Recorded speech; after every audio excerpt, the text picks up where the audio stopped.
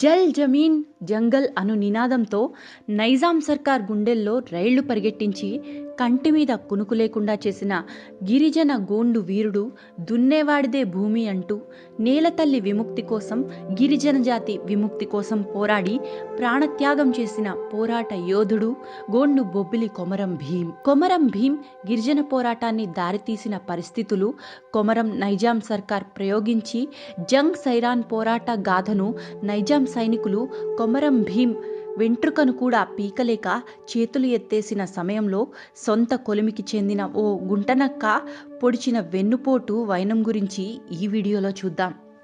గోండు బొబ్బిలి కొమరం భీం 1901వ సంవత్సరం అక్టోబర్ 22వ తేదీన గిరిజన ప్రాంతం ఆదిలాబాద్ జిల్లా ఆసిఫాబాద్ తాలూకాలోని సంకెనపల్లిలో జన్మించాడు. మన రాష్ట్రంలో ఆదిలాబాద్ జిల్లాను పురాతన కాలంలో భీముడు హిడంబులకు జన్మించిన ఘటోత్కచుడు పరిపాలించినట్లుగా ప్రచారంలో ఉంది. ఇప్పటికీ గోండు జాతి సోదరీమణులు తమని తాము ఘటోత్కచుడి వంశీకులుగా చెప్పుకుంటారు. ఆ ప్రాంతాన్ని ఒకప్పుడు గోండులు పరిపాలించినట్టు చారిత్రక ఆధారాలు కూడా ఉన్నాయి. పూర్వం 16వ శతాబ్దంలో తండ్రి మరణంతో అతి పిన్న వయసులో గద్దెనెక్కిన బీజాపూర్ సుల్తాన్ ఇబ్రహీం ఆదిల్ షా పేరు మీద ఆదిలాబాద్ జిల్లాకు ఆ పేరు వచ్చింది. మొదట్లో ఆదిలో షాగా పిలువబడే ఆ ప్రాంతం కాలగమనంలో ఆదిలాబాద్గా మారింది. గలగల పారే నదులలా జిల్లా సరిహద్దులుగా చేసుకుని కుంటాల, స్వర్ణ, సాత్నాల, పోచర, గాయత్రి జలపాతాలతో దిట్టమైన అడవులను భూమిలో వెలసిన స్వర్గంగా ఉంటుంది ఆదిలాబాద్. ఆదిలాబాద్ అడవిలో గోండు, కోలం, పరద్ధాన్, కోయ, ఆందాల్, ఇంచు, బిల్లులు గిరిజన తెగలవారు నివసిస్తారు. వ్యవసాయం వారి ప్రధాన వృత్తి. అప్పటి వరకు ఈ భూమి అంతా మాదే అనే భావనలో మన గిరిజన అన్నదమ్ములు ఉండేవారు. 1918 వరకు అడవి మీద హక్కులు గిరిజనులకే అన్నీ ఉండేవి. కానీ ఏడ నుండి వచ్చారో గాని రావులు, బ్రాహ్మణులు, తురకలు ఇంకా ఇతర అగ్ర కులాలకు చెందినవారు గిరిజనులు నివసించే కొండల్లోకి వచ్చారు. తెలివిగా అధికారులను డబ్బులతో లోబరుచుకొని గిరిజనుల భూముల పట్టాలను తమ పేరు మీద రాయించుకున్నారు. దొంగ చట్టాల పట్టాలు పుట్టించి గిరిజనుల పొట్ట కొట్టారు. వారికి తోడు షావుకారులు దొంగలెక్కలు చెప్పి గిరిజనుల శ్రమబలాన్ని దోచుకునేవారు. కొమరం భీం చిన్ననాటి నుండి వీటన్నిటినీ గమనిస్తూ వస్తున్నాడు. చిన్నతనంలో కొమరం భీంకి తాతయ్య మోతీరాం అనేక గోండు వీరుల గాథలు వినిపించేవారు. ముఖ్యంగా నైజాం సర్కార్లపై, వారితో దోస్తీ కట్టిన తెల్ల కుక్కలపై గిరిజన సైన్యంతో యుద్ధం ప్రకటించిన, ప్రాణం త్యాగం చేసిన రాంజీ గోండు పోరాటగాథ భీం మనస్సులో చెరగని ముద్ర వేసింది. భీంకు 17 ఏళ్లు వయసు ఉండగా షావుకారు అప్పులు దాడి తట్టుకోలేక తండ్రి కొమరం చిన్ను మంచాన పడి మరణించాడు. దాంతో భీం కుటుంబం ఆ ప్రాంతాన్ని వదిలి కరిమిరి ప్రాంతంలోని సుర్దాపూర్ ప్రాంతానికి వలసపోయారు. 3 గుట్టల మధ్య మైదాన ప్రాంతం చూసి బండ్లు ఆపారు. సమిష్టిగా అందరూ పనిచేసి భూమిని చదును చేశారు. వర్షాలు కూడా విస్తారంగా పడడంతో, పంటలు సమృద్ధిగా పండడంతో భీం కుటుంబ సభ్యులకు ఆనందానికి హద్దుల్లేవు. కష్టాలన్నీ తీరిపోయాయి అనుకున్నారు. అంతలో ఏడ నుండి వచ్చారో గాని సిద్దిక్ అనే జాగీర్దారుగాడు ఆడికి వచ్చినాడు. ఈ భూమి అంతా నాదే అన్నాడు. కౌలు చెల్లిస్తాం, సరే లేదంటే ఇక్కడి నుండి వెళ్లిపోండి అని గదిమాయించాడు. తన కిరాయి మనుషులతో దాడి చేయించాడు. భీం కుటుంబం కూడా ఎదురు తిరిగారు. కర్రతో ఒకరినొకరు కొట్టుకున్నారు.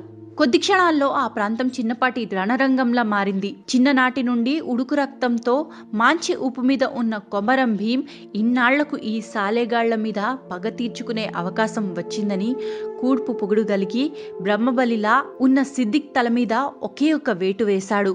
దెబ్బకు సిద్దిక్ అక్కడికక్కడే ప్రాణాలు విడిచాడు. అది కొమరం భీం దెబ్బ అంటే. సిద్దిక్ మరణ వార్త విన్న నైజాం పోలీసులు ఆడకి వస్తారని వాళ్లకి తెలుసు. అందుకే వారంతా నలుదిక్కులకు పారిపోయారు. ఇక్కడ ఉంటే చంపేస్తారు అని ఎక్కడికైనా పోయి ప్రాణాలను కాపాడుకోమని వారు కొమరం భీంని అక్కడ నుండి బలవంతంగా పంపించి వేశారు. కొమరం రైలు బండి ఎక్కి చాందా చేరుకున్నాడు. అక్కడ ఒక స్వాతంత్ర సమరయోధుడైన వీరోబా దగ్గర పనిలో చేరాడు. వీరోబా తెల్లవారికి తెలియకుండా ఉద్యమ పత్రిక నడిపించేవాడు. ఇక్కడ భీమ్ అనేక భాషలు చదవడం, వ్రాయడం నేర్చుకున్నాడు. కొంతకాలం తర్వాత తెల్లవారు విరోబాను అరెస్ట్ చేయడంతో అక్కడ నుండి రైలుబండి ఎక్కి అస్సాం చేరుకున్నాడు. అక్కడ తేయాకు తోటల్లో 4 సంవత్సరాలు కూలిపని చేశాడు. ఇక్కడే కొమరం భీమ్కి ఒక తెలుగు వ్యక్తితో పరిచయం ఏర్పడింది. ఆ తెలుగు వ్యక్తి మామూలు వ్యక్తి కాదు, మన్యం వీరుడు అల్లూరి సీతారామరాజు గారు. దండులో పనిచేసిన మన్యం దొర తెల్లదొరలకు గుండె బలాన్ని చూపించి కాల్చండిరా అని సవాలు చేసిన పోరాట యోధుడు. అతనితో కలిసి కాలం గడిపిన అదృష్టవంతుడు కొమరం భీం. ఆ వ్యక్తి అల్లూరి సీతారామరాజు ఆశయాలను తెల్లవారి పోలీస్ స్టేషన్లలో దాడి చేసేవారి బంధువులతో వారినే ముట్టుపెట్టిన వారి శత్రుత యున్నతిని గురించి పలు కథలు వినిపించాడు. ఆ రోజే గిరిజనులకు కష్టాల వేడుతున్న నైజాం సర్కార్కి కూడా అదే తరహాలో దెబ్బ రుచి చూపించాలని కంకణం కట్టుకున్నాడు. అక్కడ నుండి బల్లార్షా చేరుకుని కొంతకాలం గడిపి చివరికి గూడెం వైపుకి మళ్లీ తిరుగు ప్రయాణం చేశాడు. కుటుంబ సభ్యులను కలుసుకుని గిరిజనుల గురించి ఆరా తీశాడు. వారి స్థితి మరింత అధ్వానంగా తయారైందని, నైజాం సర్కార్ జాగీర్దారులు, అడవి సిబ్బంది, అరాచకులు మరింత పెరిగారని, కనీసం ఆడబిడ్డలు మాన ప్రాణాలను కూడా కనీసం భరోసా లేకుండా పోయిందని తెలుసుకొని కోపంతో రగిలిపోయాడు. అన్న ఒత్తిడితో లచ్చు పటేల్ అనే వ్యక్తి దగ్గర కొలిమిలో చేరాడు. కొమరం భీం తెలివితేటలు గ్రహించి భూతగాదాలు తెగగొట్టుకొని రమ్మని హైదరాబాద్కి పంపిస్తాడు లచ్చు పటేల్. అక్కడ అమీన్ సాబ్కి నచ్చచెప్పి లచ్చు పటేల్ భూముల పట్టాలు తిరిగి ఇప్పిస్తాడు. ఈ విషయం తెలిసిన గ్రామస్తులంతా కోర్టులో ఉన్న అటువంటి భూ తగాదాలు తేల్చడానికి సహాయం చేయవలసిందిగా కొమరం వద్దకు రావడం మొదలుపెట్టారు. కొమరం పాపులారిటీ నానాటికి పెరగసాగింది. లచ్చు పటేల్ తన గుమాస్తా కూతురు సోమ్మాయిని కొమరం భీంకి ఇచ్చి పెళ్లి చేశాడు. కొంతకాలం తర్వాత భీం తల్లిదండ్రులు లేని ఓ అనాథ అయినటువంటి పైకుబాయి లోకుల నుండి కాపాడటానికి 2వ వివాహం చేసుకుంటాడు. గోండువాళ్ల ఆచారం ప్రకారం పురుషులు 2-3 వివాహాలు చేసుకోవచ్చు కాబట్టి సోంబాయి పైకుబాయిని సంతోషంగా చెల్లిలా స్వీకరిస్తుంది.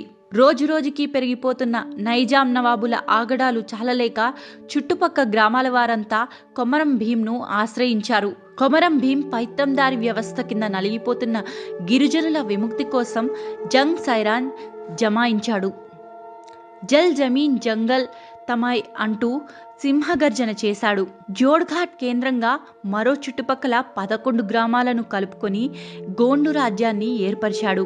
లడాయి తప్పక చేయాలని, ఆకలికి ఇచ్చే కంటే కోదమ సింహాల పోరాడి చూద్దాం అంటూ గిరిజన గ్రామాలు కొమరం నాయకత్వంలో పోరుబాట పట్టాయి. రోజురోజుకి ఉద్రిక్తత రూపం దాల్చింది.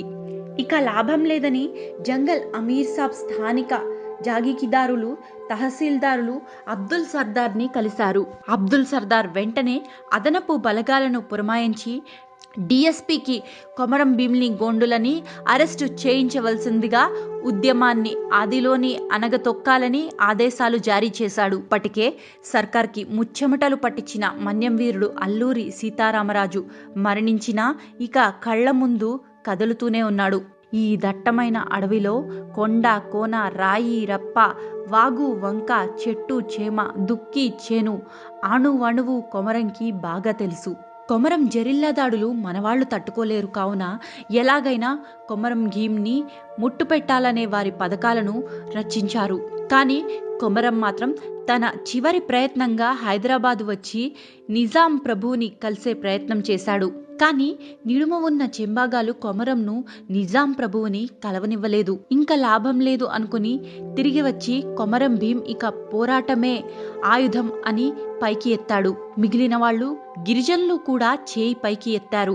ఇది గోండు రాజ్యం, ఇక్కడ ఎవరు వచ్చినా వాళ్ళు ప్రాణాలతో వెళ్లలేరు. మా రాజ్యాన్ని మేమే పరిపాలించుకుంటాం, కాదని ఎవరన్నా ప్రాణాలు దక్కవు అని సర్కారుకి వర్తమానం పంపారు. ఈ గోండు నా కొడుకులకి ఎంత కండకావురం అంటూ జాగీరుదారులంతా ఒంటికాళ్ల మీద లేచారు. నైజాం నవాబులకు చెంచాల్లా ఉంటూ సొంత జాతికి ద్రోహాలు చేస్తున్న కుర్తు పల్తేల్లో అనే జాతి ద్రోహికి కొమరం భీం స్ట్రాంగ్ వార్నింగ్ ఇచ్చాడు. ఈటేలు, బాణాలు, బరిసెలు, గుడ్డులు, తుపాకులు, కొట్టాలు తయారవుతున్నాయి. ఇవి కాక రప్పరాయి, తౌడు బిందెల్లాంటి ఏ ఒక్క వస్తువును కూడా ఆయుధంగా వాడటానికి వెనుకాడడం లేదు. అన్నింటినీ సిద్ధం చేసుకున్నారు.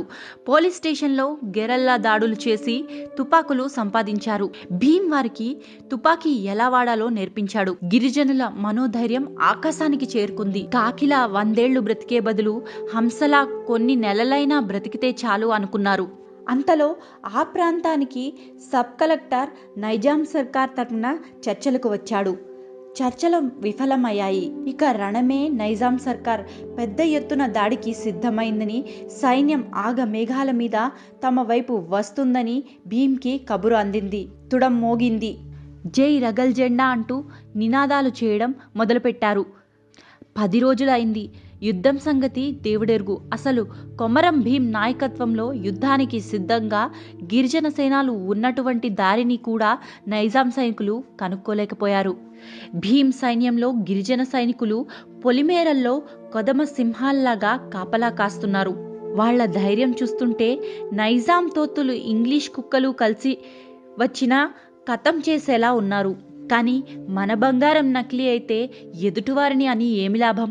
గిరిజన తెగకే చెందిన కుర్తూ పటేల్ అనే బట్టి బాస్గాడు గుట్టు చప్పుడుగా వెళ్లి నైజాం సైనికులకు దొడ్డిదారి చూపించాడు. నైజాం సేనాలు దొడ్డుదారి గుండా గోండెం ఘాట్ చేరుకొని గిరిజనులపై వెనుక నుండి దాడి చేస్తారు. ఆ నాయాలల బందూకు తూటాలకు గిరిజనులు అన్నాతమ్ములు, ఆడబిడ్డలు, తల్లులు, పిల్లలు నేలరాలారు. అంతలో ఉత్తూ పటేల్ ముందుకు వచ్చి అడుగోదర ఆడే కొమరం భీం అంటూ మహానాయకుడిని చూపించాడు. అంతే, వాళ్ల తూటాలు కొమరం గుండెల్లోకి చొచ్చుకుపోయాయి. చనిపోతూ కూడా జై రగల్ జెండా అంటూ నినాదం చేస్తూ ఊపిరి వదిలాడు. 1940 అక్టోబర్ 8వ తేదీన గోండు సింహం కొమరం భీం ప్రాణాలు విడిచాడు. కానీ ఇప్పటికీ గిరిజన గుండెల్లో ఆరాధ్య దైవంగా, బలమైన నాయకుల్లో ఒకడిగా స్ఫూర్తిని రగిలిస్తూ బ్రతికే ఉన్నాడు.